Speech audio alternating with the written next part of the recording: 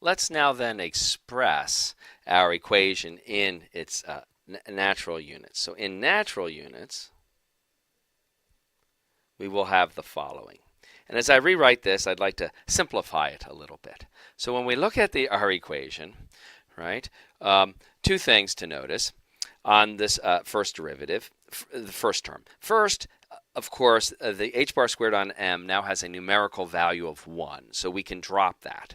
And we have minus 1/2 the second derivative of rho of r. Now, I've been writing this as a partial derivative, but at this point, we really are just talking about one-dimensional functions. And in particular, we're now looking at an ordinary differential equation. So what I'm going to do is I'm going to write this as minus 1/2 the second derivative of rho of r for my first term. So that would give me minus 1/2.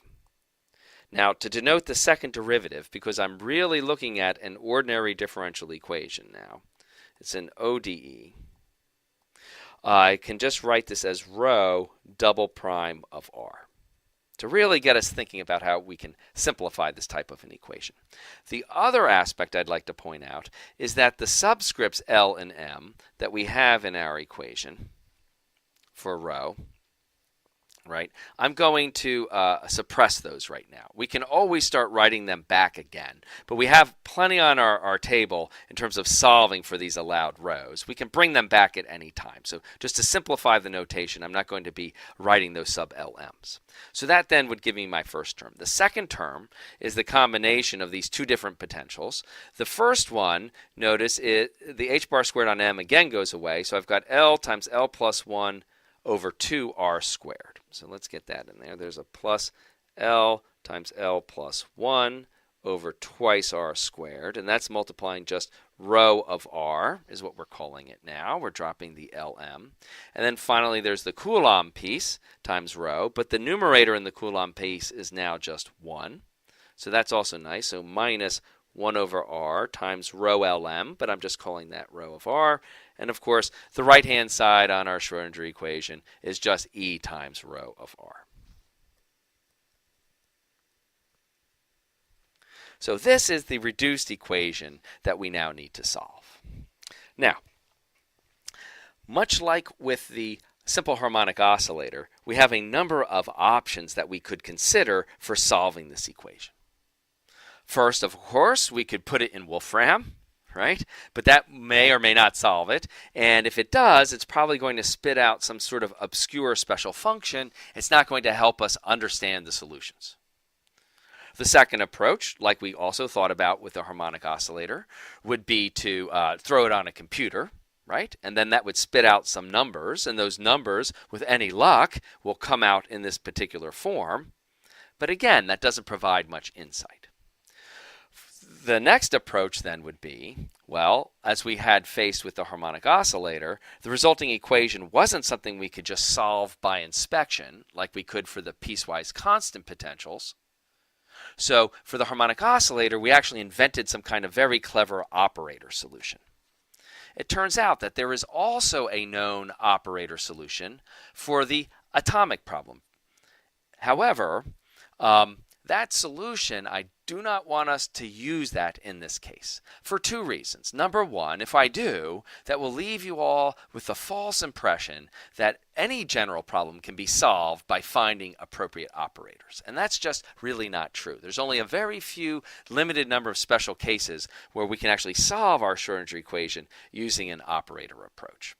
The second reason why I don't want to do that is that one day you will actually be faced with a problem that isn't one of the few known cases, which are namely the harmonic oscillator and the hydrogen atom. Right? And I want you to know what it is that you should do in those cases. And in those cases, really what you have to do is then go to the standard toolbox of techniques for solving ODEs. And in solving ODEs, there's one backup plan. There's one plan B that is always guaranteed to work. And it's good to keep it really here in our back pocket, right? And it's not going to be pretty, but it's guaranteed to work. And so it's good to know what that approach is and how to use it in case we need to use it. And we're going to try that approach in this case. So the most general approach to this type of a thing is to use a power series solution.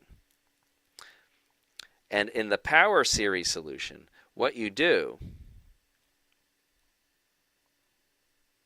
is you simply expand your function, rho of r, as some kind of a power series, sum on n, there'll be some set of coefficients, I will call those rho sub n, times n r to the power n. Now, we could do that. We could insert this equation into here. We could then derive the equation that controls these coefficients, solve for these coefficients, and then have solved the differential equation. Doing that, though, for our particular equation, for this particular problem, is going to run into a number of challenges. It will work, but it's just going to get very ugly. And the reason why it gets ugly is that we are really asking a lot of our power series here. We are asking a lot for it because of the very specific and unusual behaviors that our wave function has, particularly when we go near the origin, where we have this very odd, very strong, very positive divergent potential. And also, at large r, we will be asking our power series to reproduce a decaying exponential. And the decaying exponential at large r, as you know, requires an infinite series, which is complicated. So the strategy is to simplify the job that our power series has to do. So the way we want to handle this then is we're going to first, simplify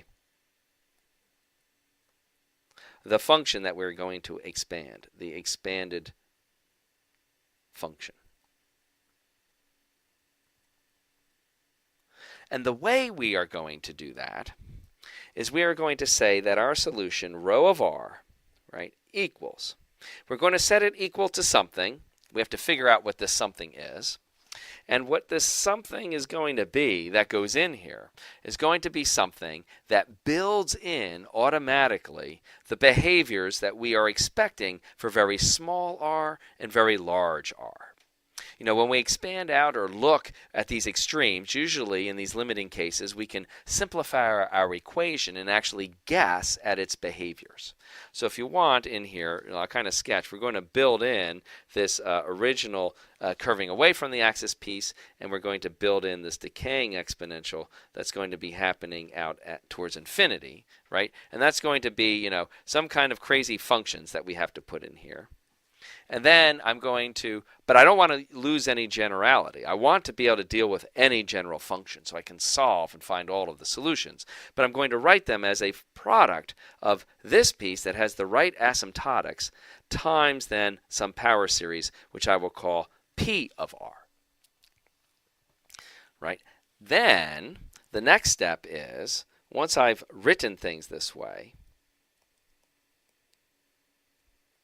the hope is that this P of r, which is really nothing other than the real function divided by these asymptotic behaviors, which means it should be hopefully a simpler function and then more amenable to a power series type solution. So the second step, after we're going to simplify what this expanded function has to do, the second step is we're going to derive the ordinary differential equation for P of r, right?